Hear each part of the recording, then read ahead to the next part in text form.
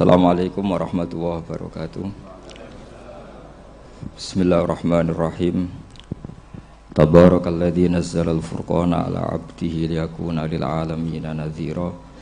Allahumma shalli wa sallim ala sayyidina Maulana Muhammad wa ala alihi washabbihi wa barik wa sallim asma'in nama ba'du.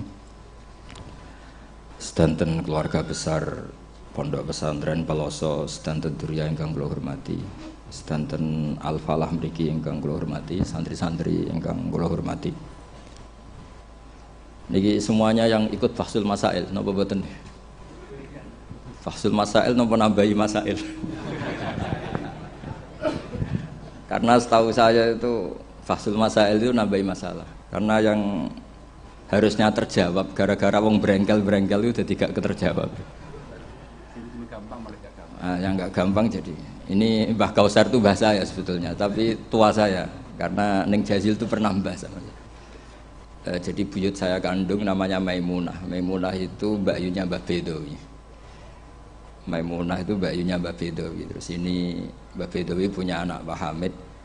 Mbah Hamid punya putri Neng Jazil. Terus entah kenapa tahu-tahu ikut Gus Kausar. Tidak, bagi saya itu agak merugikan karena saya harus manggil mbah. Harusnya saya itu nggak perlu takdim, andaikan beliau nggak dapat pernah mbah kula ning Jazil. Harusnya tarung. Karena kenangan saya sama santri Peloso dulu itu saya sering makili Santi Anwar, dulu yang makili masih Gus Firjon. Itu debat terus, ternyata ya pernah mbah saya. Jadi saya ini secara nasab sial pernah nom terus. Karena buyut saya itu putri sehingga cepat sampai generasi kelima, keenam, sementara Neng Jazil baru generasi ketiga. Dengan Kiai Hamid Pasuruan juga sama, kados yang kemarin saya ngisi di Pasuruan. Karena saya memang jarang mau diundang, kecuali kriterianya itu pernah guru, pernah dulur. Nah ini Peloso yang dijual Gus Kausar. Ternyata laku, nyatanya saya datang berarti laku. Memang saya kalau di Lasem terkenal Bani Umar, jadi buyut saya itu yang partai Bani Umar, sama dengan Kiai Hamid Pasuruan. Hamid bin Abdul bin Umar, kalau bahasa itu Fatimah binti Idris bin Umar. Yai Umar itu dapat Mbah Maimunah, Mbak Yunya Abah Dowi. Tapi ini karena urusan ilmu ya kadang Mbah juga harus dilawan. Karena dalam ilmu itu semuanya fair. Kita tahu semua Jamul Jawame itu dikarang oleh bapak dan anak. Ya biasa saja kalau Imam Taqiyuddin As-Subki ya dikritik biasa, mengkritik ya biasa, normal saja. Karena ilmu itu siapa saja boleh gugat, tapi tetap ma'al adab. Karena kalau ilmu nggak dikontrol itu bahaya betul. Wajah-wajah gini kan nggak wajah Nabi kan, nggak akan. Nabi nggak akan karena sudah ditutup, wajah wali juga jauh. Jadi kemungkinannya itu wajah muta'annitun sing mempersulit situasi. Sama tidak usah tersinggung karena ini fakta biasa saja. Biasa. Saya punya pengalaman Fahsul Masail itu banyak dan berakhir dengan rata-rata mauquf. Orang brengkel itu macam-macam. Kalau orang Madura karena hamiyahnya. Dan itu bagus. Wong ndak hamiyal jahiliyah. Saya punya sekian contoh perdebatan, mungkin bisa ditiru dalam Fahsul Masail. Dan yang saya ceritakan di sini itu nggak tanggung-tanggung. Logika yang dibangun Allah Subhanahu Wa Taala. Jadi itu di atas muharrir, di atas musoheh. Tapi langsung Allah Subhanahu. Itu kalau sampean bantah neraka selawas-lawas.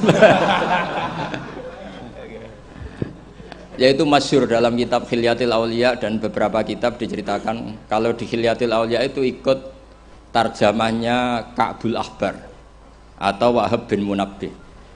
Kita tahu kitab Khilya itu indukannya kitab Ihya fi Manaqibil Akhyar. Jadi Ihya itu nginduk sekian kitab. Kalau fi tasawuf nginduk Kutil Qulub karangannya Abu Thalib Al-Makki. Kalau fi Manaqibil Akhyar nginduk kitab Khilyatul Auliya karangannya Abu Nu'aim Al-Asfihani. Dan kitab itu memang harus nginduk supaya muttabi bukan mubtadi. Makanya saya senang kayak Gus tadi Kausar bilang abasa baca begini, memang harus begitu. Kalau dia baca sendiri saya tidak percaya. Dia harus ngomong gitu. Kalau tidak saya tidak percaya. Dan bagus begitu. Termasuk yang saya kenang tadi beliau baca Taqihi Al-Harro saking panas.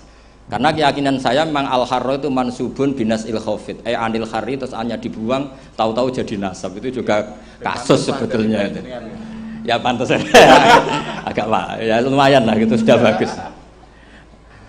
Begini, suatu saat Nabi Ibrahim didatangi malaikat Israel, mau dimatikan, mau nyawanya mau diambil. Kata Ibrahim, kamu siapa? Saya Israel. Mau apa? Nyambut nyawa anda. Jawabnya Ibrahim, kamu tahu saya siapa? Saya ini Khalilur Rahman. Wahal ra'aita khalilan yumitu khalilah. Masa kekasih bunuh yang dikasih? Ini nggak masuk akal. Ini mesti kamu salah. Israel kamu pasti salah. Ya mungkin saja karena nggak pernah ngaji di pelosok. Malaikat Israel nggak pernah ngaji berat pelosok. Jadi mungkin salah. Nggak pernah ngaji ihya, apalagi khataman. Kalau sampean khataman tidak pernah ngaji. Itu lebih buruk lagi, itu buruk sekali itu buruk sekali itu menurut saya itu kredit, itu bahaya itu. Nanti saat tes saya itu khatam ihya setengah apal, artinya kalau sampean macam-macam tak tes. Saya pernah khatam ihya, pernah tak maknani sendiri, pernah tak maknani pakai ithaf, terus ditambah khataman sama Mbah kula niku Gus Kausar. Jadi pengetahuan tentang ihya saya itu sempurna, sangat mendalam, sangat sempurna, berakhir di sini tadi itu. Tapi ketika Israel begitu kan bingung Israel. Jadi malaikat itu ya boleh bingung ya, sebenarnya banyak malaikat bingung. Tidak manusia toh, malaikat bingung juga banyak. Akhirnya Israel datang. Matur teng Allah, ini gimana ya Allah? Kata Khalilukar Rahman Ibrahim gini. Kata Allah, bilang saja begini. Wahal ra'aita habiban yakrahu ayyalqa habibah. Mosok kekasih ketemu sing dikasih gak siap, itu logika apa? Ini gue fasul masail bisa. Akhirnya Israel bilang, kata Allah begini logikanya, takbirnya begini kalau dalam fasul masalah itu. Wahal ra'aita habiban yakrahu ayyalqa habibah. Mosok kekasih nggak seneng kalau ketemu yang dikasih. Kalau nggak mau mati artinya nggak siap ketemu yang dikasih. Oh iya siap. Putus fasul masail selesai, bisa dijual itu hasilnya nanti karena sudah putus. Jadi memang fasul masail itu penting. Saya itu punya kitab banyak, termasuk kitab-kitab munaqasyah yang dikarang ini karena temanya Imam Ghazali. Saya punya banyak kitab Imam Ghazali dan yang saya paling suka tentu kitab-kitab debat kayak Mustasfa, terus kitab-kitab Imla. Pokoknya kitab Imam Ghazali sing ndekne ngamuk. Karena kalau beliau pas wali kutub kita niru kok GR teman. Jadi saya niru yang pas beliau marah. Saya punya kitab yang mulai min awali hatta akhiri beliau marah terus. Namanya Al-Imla fi Iskalatil Ihya. Itu memang beliau ngarang pas posisi marah. Orang bully Ihya, orang menyakiti Ihya, orang nggak suka. Terus beliau menjawab itu. Ya hater lah kira-kira gitu. Ini gaul ini bahasa ini gaul. Saya itu sebenarnya ya itu tadi. Kalau saya boleh milih takdir, saya nggak seneng beliau menjadi bahasa ya. Karena kalau neng Jazil kan asli, nggak apa-apa saat takdim. Ini kan ya ari itu jadi, tapi ya nggak apa-apa itu takdir sudah. Karena dikatakan ari itu min haitsu hukmud dunya. Tapi min haitsu hukmil lawhil mahfuz sudah ditulis mulai dulu. Jadi ya sudah nggak apa-apa lah. Ini juga kawak sudah ditulis di Lauh Mahfuz. Yang ngaji Gus Dah di Lasem, yang untung dia. Yang panen kita. Iya, jadi sebenarnya yang ngaji sama Badawi itu Mbah Dah, Gus Dah itu. Tapi Gus Dah gak jadi mantu Badawi, yang panen ini dapat cucunya Badawi. Ini keajaiban. Jadi nggak ikut ngaji, dapat panen. Ini agak masalah sebetulnya dalam hukum itu. Tapi ya nggak apa-apa lah. Allah itu maha sa'atir rahmah. Jadi yang amal bahnya cucunya kebagian. Sehingga kalau Gus Kausar gak pinter alfiyah itu tak bully betul. Dulu Mbah Jazuli terkenal dengan alfiyahnya. Saya sering diceritain Mbah Mun, Mbah Khim pamannya itu dulu ngaji di Lirboyo bareng Mbah Mun. Gara-gara kesemsem alfiyahnya Gus Ali itu bandar. Itu akhirnya Mbah Khim minta pindah ke Peloso karena ingin alfiyahnya Mbah Jazuli. Akhirnya Mbah Khim yang pamannya Mbah Mun yang Kiai Pondok Mus itu mondoknya di Peloso. Gara-gara kesemsem alfiyahnya Kiai Jazuli. Nanti kalau orang ngaji alfiyah di pelosok berkurang itu pasti salahnya Gus Kausar. Jadi dulu daya tarik alfiyahnya Mbah Jazuli sampai orang sudah mondok Lirboyo itu pindah pelosok. Jangan sampai anakku mondok Gus Kausar pindah. Nanti bahaya itu. Saya sering ketemu beliau di Lasem, jadi saya akrab sekali karena beberapa kali. Kemarin Mbah Jamil juga di rumah saya, baru kemarin tilik haji. Mertuanya ini, mertua juga buyut saya, mbah saya. Saya teruskan ya, logika ilmu itu memang harus dibangun. Kalau ndak habis kita. Karena sepinter-pinter sampeyan itu pasti tidak wali. Kalaupun wali itu wali yang boleh disaingi. Karena antar wali juga debat. Antar wali ya banyak yang nggak cocok. Dan itu nggak masalah. Saya berkali-kali bilang di mana-mana. Said Abdul Al-Haddad itu masyhur, orangnya sangat khusyuk, sangat hati-hati. Sehingga kalau beliau ada tamu ditanya, kamu ngaji sama siapa? Ngaji sama Gus Kausar. Pernah enggak gurumu itu nangis pas ngajar? Enggak pernah. Oh lereni, matine atus itu berarti. Tapi kalau Abdul Hasan Asadili balikan, kamu ngaji sama siapa? Sama Gus Kausar.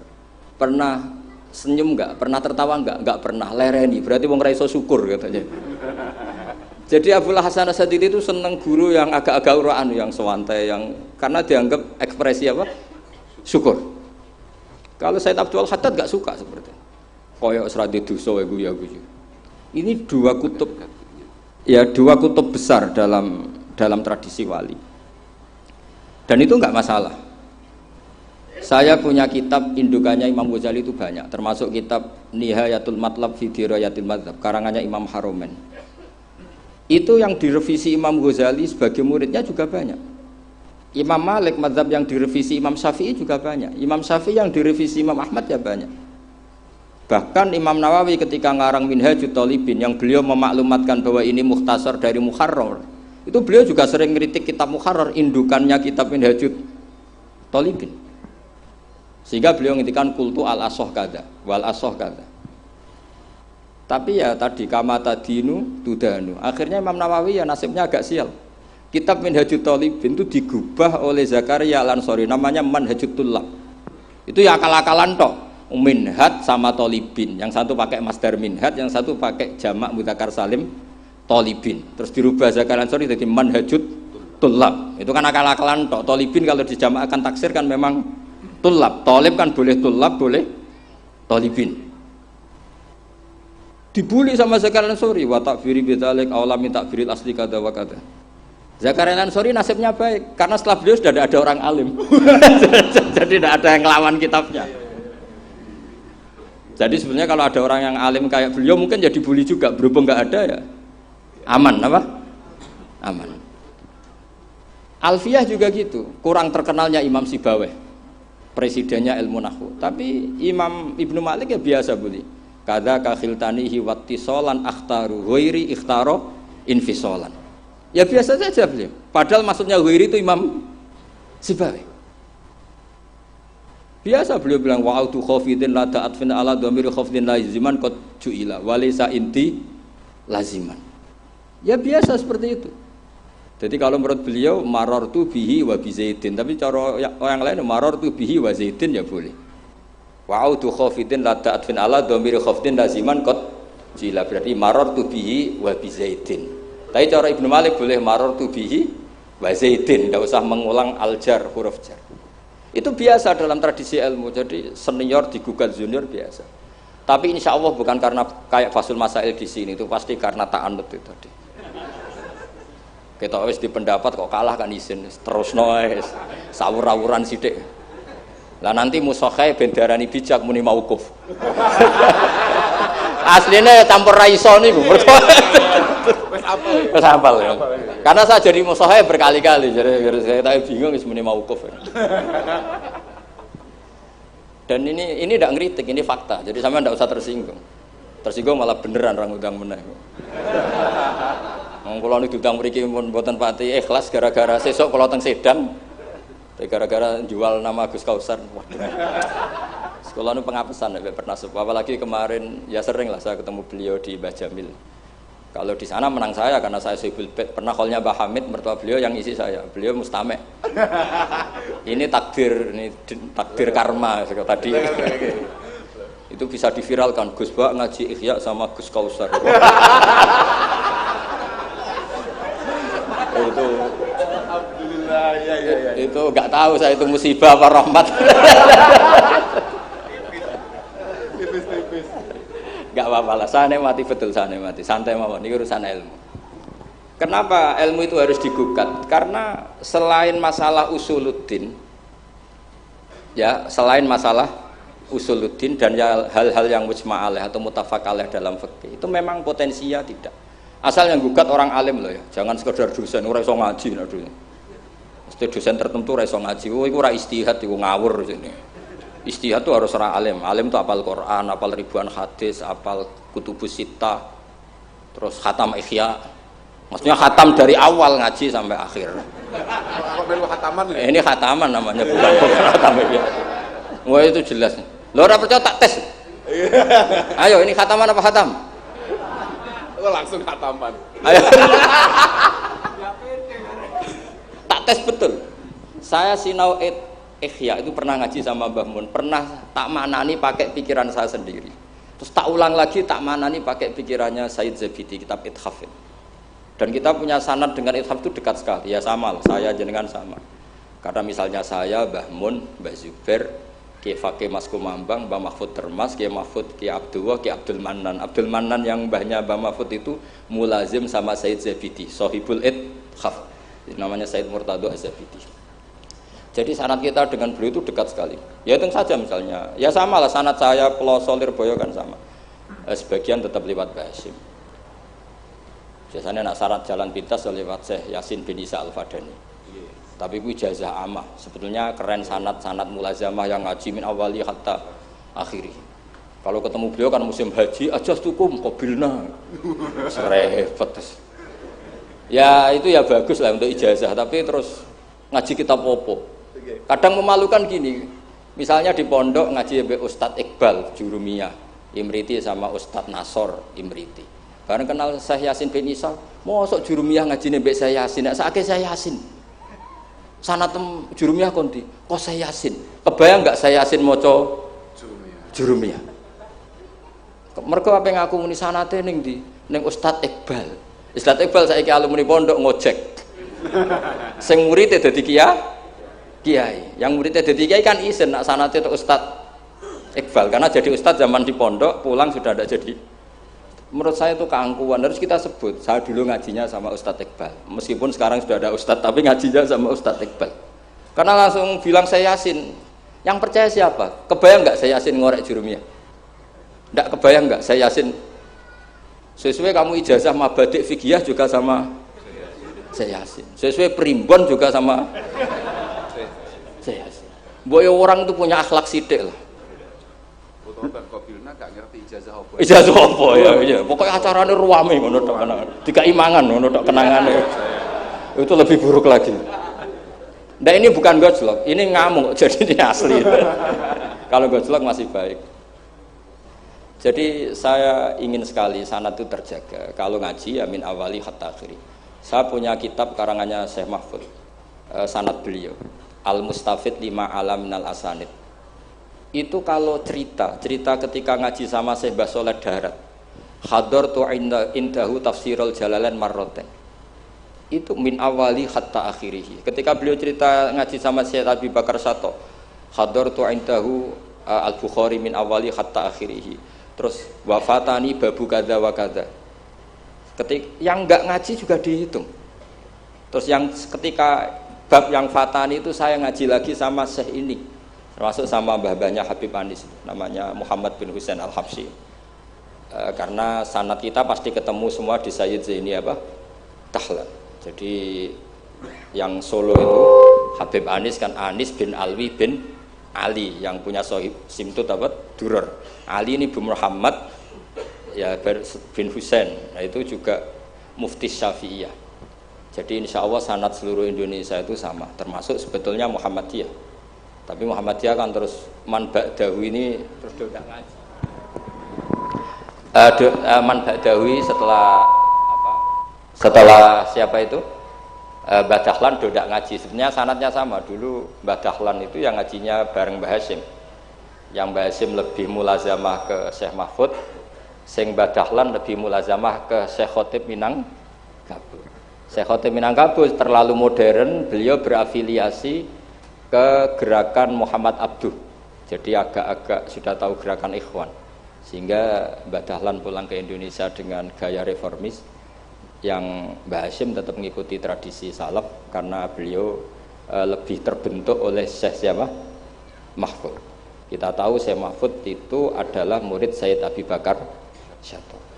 Abi Bakar Sato itu kalau Jawa itu kira-kira ruju lah. Itu yang barep namanya Umar Sato. Sayyid Umar Sato itu yang gurunya mbahnya Mbah Mun. Mbah kandungnya Mbah Mun dari ibunya namanya Ahmad bin Syuaib. Itu dulu mondok di Mekah, muridnya Sayyid Umar Sato. Dan itu beliau nggak pernah ngajar kitab besar, nggak pernah ngajar Ikhya atau kitab-kitab besar. Beliau mau ngajar kitab yang bisa dihafalkan. Jadi kalau muridnya nggak sanggup muhafadzah, nggak mau ngaji beliau. Makanya kita ini wajib menghafalkan, itu sebenarnya ya korban dari tadi. Jadi muhafadzah itu bagian dari itu. Tapi ini korban baik, tentu korban baik. Cuma kritik saya pada pondok-pondok, itu muhafadzah sekarang itu menjadi syarat kenaikan kelas. Dulu itu enggak, muhafadzah itu syarat menjadi orang alim. Sekarang enggak alim pun yang penting muhafadzah. Akhirnya banyak yang hafalannya alfiyah hafal tapi ora paham alfiyah, sing paham ora hafal. Karena biasanya wong paham itu kan banyak analisis. Nah, saya termasuk yang bejo ya paham ya hafal. Ini syukur. Tapi saya harus lebih syukur Gus Kausar. Karena tadi wis paham apa yang ngaji abe aku, jadi ini masih kalah saja. Saksinya banyak lagi pas ngaji. Dulu Gus Kausar pas di dalamnya Bamun bilang saya gini, Gus kalau pengen ngaji dengan saksinya mau sitok, ini pas aku ngaji dia saksinya wakil. Jadi untung beliau di bangsa. Tapi tidak apa-apa, saya ikhlaskan itu bahasa saya aman. Ilmu itu harus dikritik, sehingga dulu ulama itu biasa tadi, saya contohkan dari Alfiyah ya, karena yang identik dengan Mbah Jazuli. Ibnu Malik itu muridnya Imam Sakhawi, beliau ahli qiraah sab'ah. Imam Sakhawi itu muridnya Imam Syatibi. Kita tahu Imam Syatibi terkenal sekali dalam dunia sab'ah. Kan Nawawi fil fikhi kira-kira. Karena yang bisa menerjemahkan sab'ah populer itu Imam siapa? Syatibi, yang punya karangan Khirzul Amani. Saya pernah belajar kitabnya khatam. Sehingga Ibnu Malik itu terbentuk oleh qiraah sab'ah. Sehingga kalau beliau mengatakan fin nazmi wan nasri sahihi musbata, teori saya itu bisa dibuktikan baik dalam syair, maksudnya nazam di situ adalah syair, wan nasri sahih. Nasir sahih artinya qiraatu Abi Amrin. Karena qiraatu Ibnu Amrin itu mengatakan wattaqullahalladzi tasaaluna bihi wal arhami. Kalau dibaca wal arhami artinya ada maktuf pada maktuf alih dhamir majrur min ghairi i'adatil jari, yaitu wal arhami diatafkan pada bihi tanpa mengulang huruf jar. Tapi jumhur tentu lebih keren karena jumhur ngikuti qiraah masyhurah wattaqullahalladzi tasaaluna bihi wal arhama. Jadi jumhur memang bacanya wal arhama diatafkan ke Allah, bukan diatafkan ke bihi. Ketika Ibnu Malik mengatakan fin nazmi, saya tuh nggak pernah terencana mau ngomong ini gara-gara ini mau bully Gus Kausar ini tadi. Maksudnya mau beli tadi, dulu guru-guru kita pindah pondok ke Pelosok karena kepengen alfiyahnya Mbah Jazuli. Itu harus terjadi lagi era cucu-cucunya, jangan sebaliknya. Ya siap demo ya? Gak wani nah santri Pelosok mesti. Walat. Nah ini ngeritik yang membangun. Jadi Ibnu Malik karena cucu murid sama Imam Syatibi itu dia ahli qiraah sab'ah. Sehingga bacaan-bacaan di sab'ah itu yang menjadi dalil beliau ketika punya rumus nahwu. Termasuk beliau meyakini bahwa seperti itu ada, yaitu fin nazmi wan nasri sahih. Maksudnya nasrah itu qiraatu Abi Amrin atau ba'dul qurra as-sab'ah membaca apa? Wattaqullahalladzi tasaaluna bihi wal arhami, bukan wal arhama dalam qiraah itu. Sehingga sebetulnya kalau bicara sanad itu tidak ada ilmu yang asing. Ya tadi karena bapak saya hafid, bapak saya ini teman abahnya ini. Bapak saya dulu akrab sama Gus Mek, Gus Dah. Beberapa kali putranya Gus Dah lahir itu yang semaan bapak saya. Bapak saya itu hafal Quran. Makanya saya ketiban barokah beliau, saya juga ngapalkan Quran mulai kecil. Terus saya sambil ngaji di sarang, jadi saya termasuk wong bejo. Jadi ngaji fikihnya di sarang, terus saya punya tradisi keluarga Quran karena buyut-buyut saya dari ibu itu semuanya keluarga Quran. Yang dari bapak itu keluarga ahli tirakat. Jadi cara kalau daftar wali insya Allah cepet. Karena mbah saya dari bapak itu tidak pernah keluar dari kamar. Jadi kayaknya cepet lah kira-kira gitu. Gambar lah. Iya, jadi saya ini daftar wali ya gampang, daftar ulama ya gampang. Kalau daftar orang goblok tidak daftar sudah jadi. Itu lebih gampang lagi gitu. Lebih gampang lagi. Saya teruskan menyangkut teori L. Saya sering guyon di mana-mana dan ini nyata. Dulu itu pernah seorang ulama meragukan, jangan-jangan benar-benar cengkeh itu pewangi. Buktinya kalau bikin kue itu dikasih cengkeh supaya tambah wangi. Pertanyaannya secara fikih, kalau cengkeh itu pewangi, berarti orang rokok pas ikhram itu bayar dam karena pakai apa? Pewangi. Oke, itu hampir putus. Tapi ada yang nyoal, ya kayak jenengan Fasul Masail itu. Berarti orang Jumatan sunat rokok. Karena itu pewangi kan gitu. Jadi silahkan imamnya ya rokokan, makmumnya. Wah ini kan at-tatayyub yaumal Jum'ah. Wah itu bisa celaka ya. Barokahnya penggugat itu, fatwa itu di cancel. Udah usah. Batal, kacau semua. Artinya debat itu penting. Debat itu penting. Karena orang akan tahu. Makanya Alfiyah dari awal sudah memaklumatkan fa'iqatan Alfiyah tabni muti. Karena ilmu itu setelah digugat, itu kelihatan salahnya. Yang paling masyhur dalam usul fikih misalnya. Ini saya ngomong kelas A karena hormat sama santri Al-Falah, apalagi ini katanya peserta Fasul Masail. Nara fahmi kebuangetan. Samaan enggak usah tersinggung biasa saja, ini kan ranah ilmu. Ya nak mbak-mbak boleh, wong itu oleh tersinggung, wong lanang ora oleh. Biasa wong itu tersinggung, wong lanang kebablasan. Notabene dalam usul fikih atau dalam hukum fikih itu kan hukum yang wajib, haram, mubah dan sebagainya. Itu banyak ulama yang mengatakan mubah itu tidak ada. Padahal mubah itu terkenal sekali, tapi sebagian ulama mengatakan mubah itu tidak ada. Kenapa tidak ada? Ya karena setiap orang melakukan mubah pasti bersamaan dengan itu tarkul haram. Misalnya tidur itu mubah, padahal pas tidur tidak zina, tidak maling, tidak korupsi, tidak demenan, tidak macam-macam. Berarti tidur itu mubah apa tarkul haram? Tarkul haram wajib apa mubah? Wajib. Berarti turu? Waduh. Potongan-potongan ini untuk ijazah rusak. Natijahnya gambar. Di situ jelas, sampean kalau nggak percaya cari di Lubul Usul itu. Alasannya Al-Ka'biyah itmamin mubahin illa wa yatahaqqaqu bihi tarku haramimma. Sama siapa takbirnya? Tidak ada sesuatu yang mubah kecuali saat Anda lakukan pasti banyak keharaman yang Anda tinggalkan. Fayatahaqqaqu bisukun tarkul qatli wa bisukut tarkul qadhaf. Orang diam artinya enggak bunuh orang. Orang tidur artinya enggak ngerasani orang. Wa tarkul haram wajib, fal mubah wajib. Ternyata akhirnya yang hukum mainstream bahwa mubah itu ada dirubah, wal mubah min haitsu dzatuh, ditambahi min haitsu dzatuh. Karena kalau min haitsu atharul mubah adalah wajib karena terjadi tarkul haram. Itu barokahnya gugatan, akhirnya wal mubah min haitsu dzatuh. Ya umumnya mas saya sarang baca min haitsu dzatuh karena masih ngikuti kaul as-shah, kalau haitsu wajib butuh pada jumlah. Tapi kalau ada yang baca min haitsu dzati anggap ae wong pinter. Mergo roh kaule nak haitsu le mudhof ning mufrad, ya anggap ae wong pinter. Utawa pancen ra iso. Ya utawa ketepaan ya, tapi tidak tahu saya. Jadi ini santai-santai saja, sampean dendam ya boleh karena saya gojlok. Tapi saya berhak lebih dendam karena saya jauh-jauh dari kesini untuk ngaji sama sampean gak matur nuwun kebablasan. Padahal saya sesuk harus ngaji di Sedan. Nah, kembali ke Sayyid Umar Sato. Sayyid Umar Sato ini punya murid namanya Ahmad bin Syu'aib, yang akhirnya Mbak Ahmad ini punya putri namanya Mahmudah, terus punya putra Mbah Mun. Mbak Ahmad Syu'aib ini punya cucu namanya Hamzah Sato yang besok saya ngaji. Jadi biasanya ngaji di Sedan itu hanya dua, yang khataman Quran saya, yang ngaji pengajian umum Mbah Mun. Mulai dulu ya zaman bapak sama Mbah Mun, sekarang saya sama Mbah Mun. Sudah ada mungkin 14 tahun saya barengi Mbah Mun.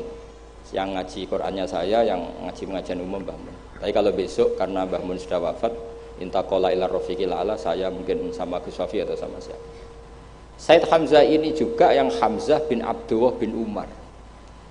Sehingga sanad di daerah saya itu benar-benar jadi sanad yang luar biasa dekat dan bahkan jadi sanad dan ahwalian, bukan sekedar sanad seperti untian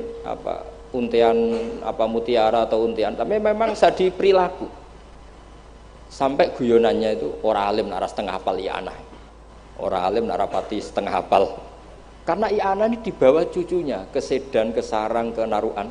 Bahkan Said Hamzah itu sering tidur di rumah saya dulu, karena ya temannya buyut saya, temannya buyutnya Gus Akhwas, temannya, karena Hamzah itu bin Abdullah bin Umar. Said Umar ini kakaknya sekaligus gurunya Said Abi Bakar Satu Sohibul i'anah.